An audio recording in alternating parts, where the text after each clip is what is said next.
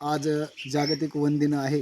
त्यानिमित्त मातोश्री सुभद्राबाई देशमुख बीज बँक आणि संत तुकाराम महाराज मोफत रोपवाटिका या परिसरामध्ये आज जागतिक पर्यावरण दिन वृक्षमित्र अभियानच्या वतीने संपन्न झालेला आहे.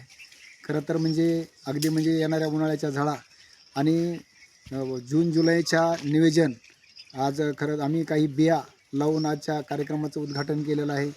आणि या कार्यक्रमामध्ये सहभाग माझा मुलगा चिरंजीव सुमोद, मुलगी कुमारी सृष्टी आणि मोहिनी देशमुख, माझी पत्नी व यश देशमुख आणि इतर यांनी सहभाग घेऊन हा आजचा कार्यक्रम खरं तर छोट्या खाणी संपन्न केलेला आहे.